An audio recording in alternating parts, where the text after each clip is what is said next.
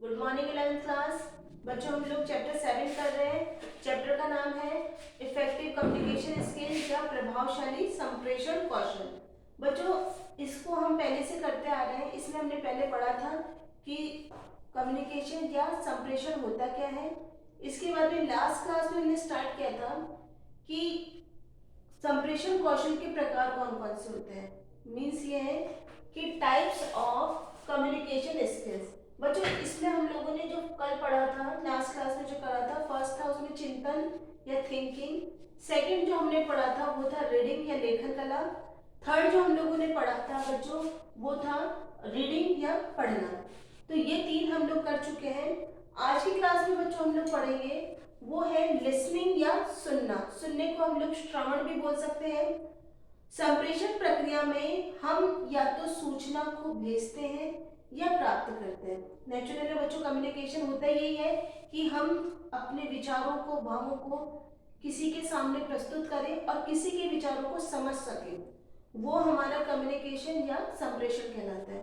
तो बच्चों ध्यानपूर्वक सुनना भी महत्वपूर्ण होता है। जो संदेश आपको मिल रहा है उसको आप ध्यान से सुने, ठीक है। तो हम लोग सुबह से लेकर रात तक कई तरह की बातें सुनते हैं, विभिन्न प्रकार के संदेशों को सुनते हैं। उनमें से कुछ तो हमें याद रह जाते हैं और बाकी हम भूल जाते हैं।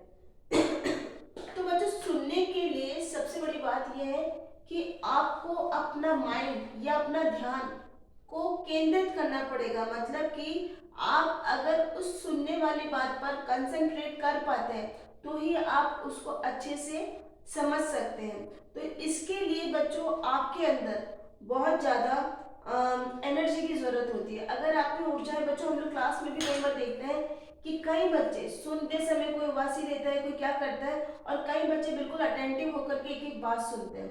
तो ये कि अगर आप अच्छे लिसनर होना चाहते हो और किसी बात को समझना चाहते हो तो आपके अंदर ये एबिलिटी होनी चाहिए कि आप अपने माइंड को उस जगह पर स्थिर कर सकें, केंद्रित कर सकें जो चीज़ आपको सुनाई जा रही है, और उसके लिए आपके अंदर बैठने के लिए, सुनने के लिए एनर्जी होनी चाहिए। तो आप अगर ये चीज़ हमारे पास नहीं है तो हम इसको कैसे डेवलप कर सकते हैं?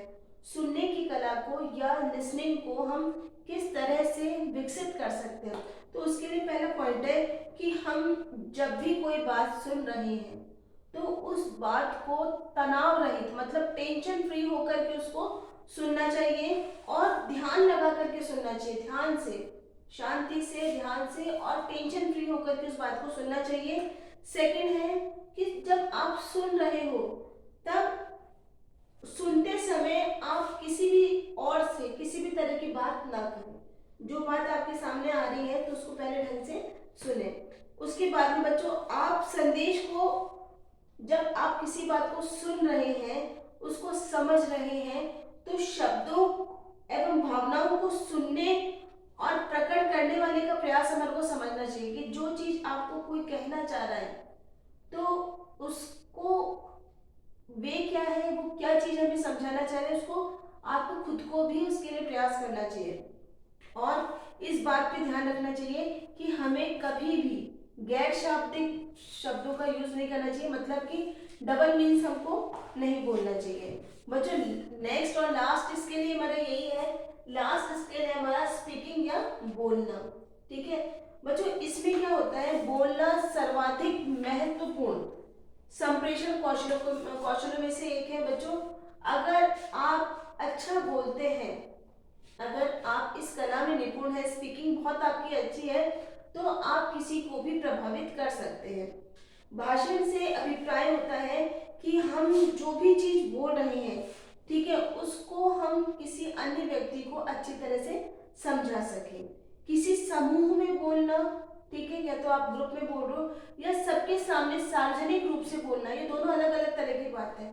सार्वजनिक बोलने में बच्चों होता क्या है कि इसमें सार्वजनिक तौर पर बोलना, श्रोताओं को सूचित करना, जो आप कोई सुन रहा है आपको उनको हमें बताना होता है, प्रभावित करना और उनको प्रेरित करने के लिए तथा मनोरंजन करने के इरादे से भी और समूह के साथ बातचीत के इरादे से भी हम लोग ये वाला कौशल अपनाते हैं। बच्चों ज्यादातर जितने भी महान वक्ताएं हैं, जितने भी बहुत बढ़िया बढ़िया बोलने वाले हैं, उन अंदर भाषण कौशल मतलब स्पीकिंग जो होता है उनकी बहुत बढ़िया होती है, वो बहुत अच्छी तरह से अपनी भाषा का प्रयोग करते हैं और ये एक तरह की योग्यता होती है। अगर आप में एबिलिटी है बात करने की, किसी को समझाने की, अच्छा भाषण देने की, तो आप किसी भी व्यक्ति को इम्प्रेस करके, ठीक है, आप अपनी बात मनवा सकते हैं।